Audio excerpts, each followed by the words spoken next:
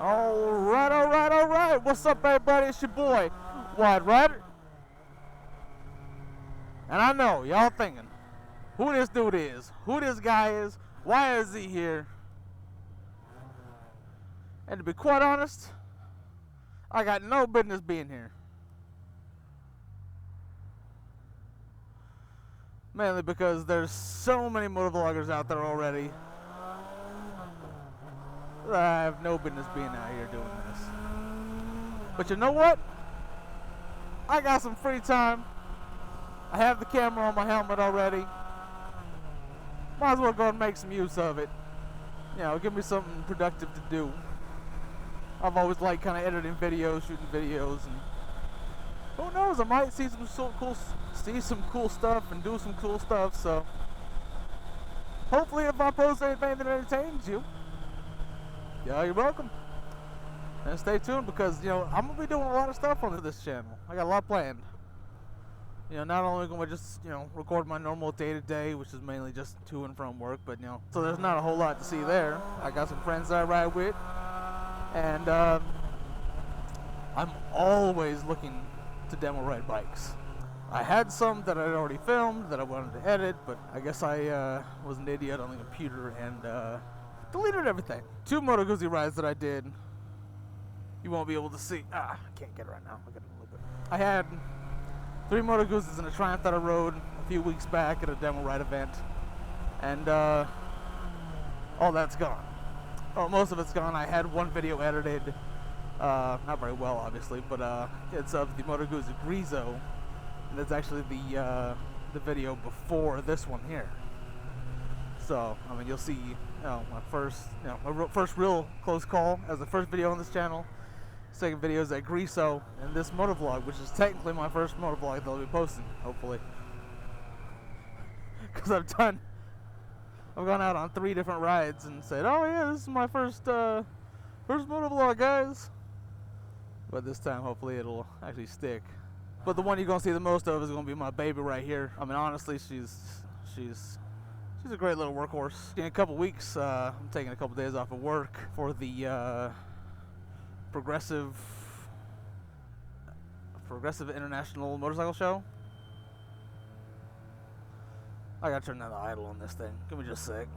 And really, I'm only going to go to the actual show for like the evening on Friday. I'm mainly going out for the demo rides they're gonna have there. They're gonna have a lineup of BMWs. They're gonna have a lineup of Victories. We'll have a lineup of Indians. Those are what I'm looking forward to. So I can finally get on a Scout and a Roadmaster.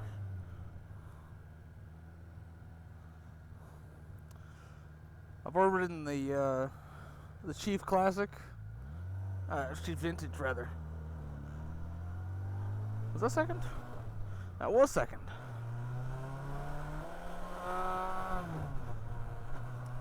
But one of the things that another thing I'm looking forward to is not only they're going to have those, but they're going to have the lineup of Suzuki's, Yamahas, and Hondas. Get on a few of them because I want to ride as many bikes as I can get between my legs. Oh, poor squirrel. I'll try a couple of the sport bikes. I've never been on a real aggressive, sport type bike. It's always been kind of a standard position seating for me, or a cruiser that I've been on. But anyway, speaking of bikes, this bike here, this thing that you're going to be seeing the most.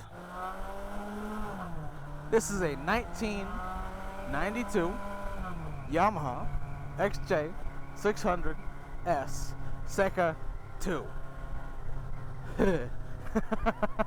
It's a mouthful.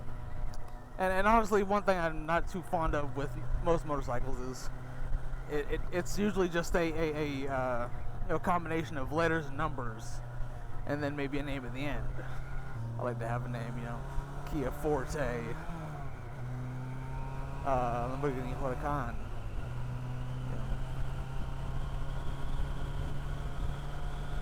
When it comes to Lexuses, BMWs, and Mercedeses, some Ferraris, they've had the 360, the 458, the Porsche 911, 919, 997, I don't know, 918. Not too big of a fan of those. Only exceptions, there are two exceptions. One, Volvo, because I really like Volvo. I like the way they drive, I like the way they feel. And then there's my favorite car, which actually you'll probably see quite a bit on this channel, and that is the DeLorean DMC-12. But I've read some others say, oh yeah, that's a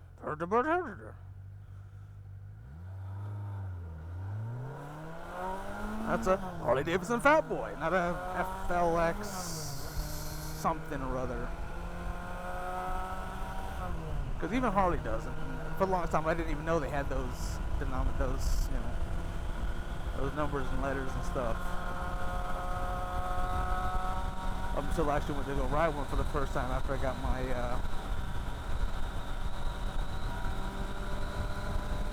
my motorcycle license. I was a hardcore Harley fan. Ever since I was 5, I had a Harley Davidson chain wallet hanging out of my pocket. And that lasted up until about a year and a half ago. So, when I first got my license, and I could actually go test ride bikes, first stop was a Harley dealership. Got on that Fat Boy. I actually went to 3 different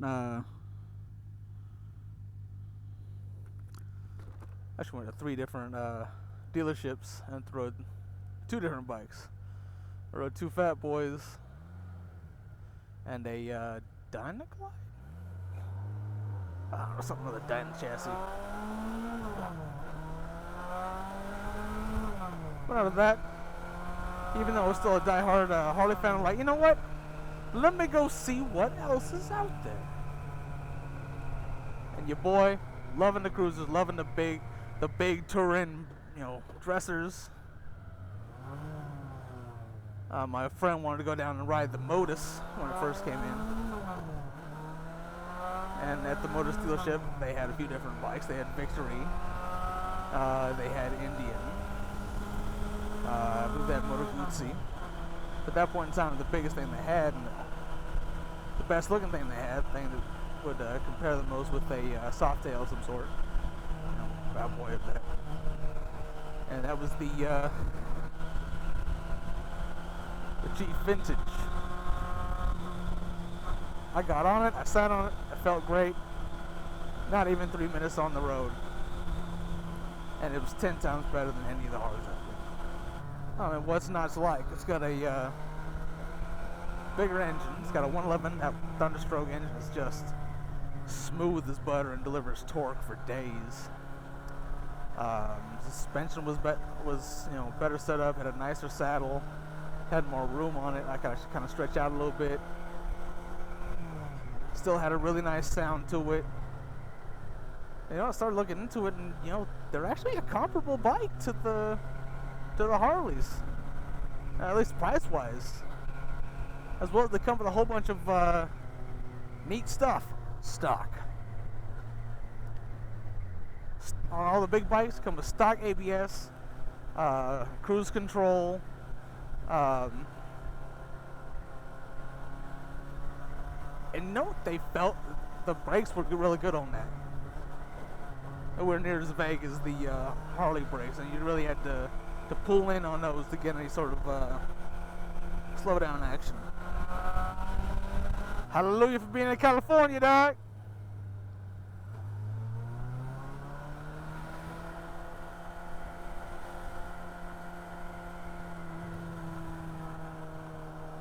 God, I love this lane splitting law.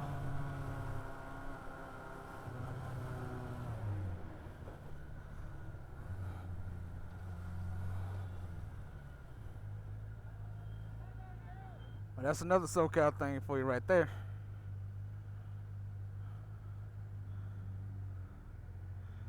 No matter where you go, lunchtime, dinner time, at an In-N-Out, you're gonna see a a line on the street. Even if they way back, it's gonna be almost out of the street, if not in the street.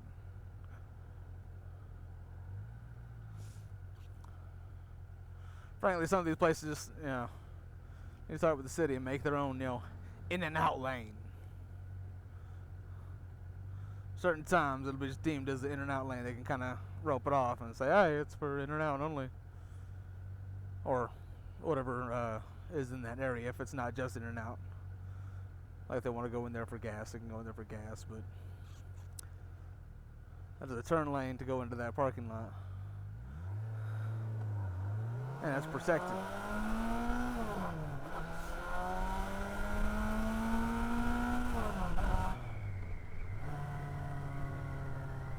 Wonder what's popping off here.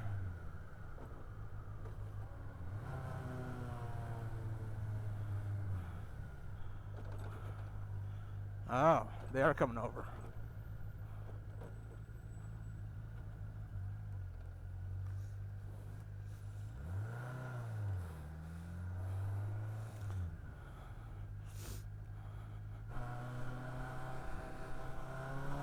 Wonder what happened there. You know what? In this week or two, I'm going to shoot some video and try to get a like a trailer for the channel or something. Try to make it a little bit more official. Play around with some of the settings in the video editing software I got.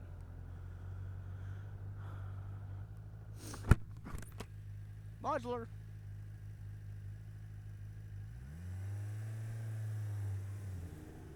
Oh, nope, it's not.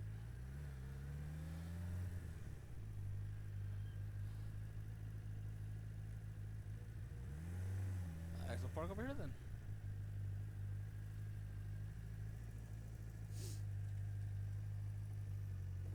Anyway, guys, I'll see y'all around.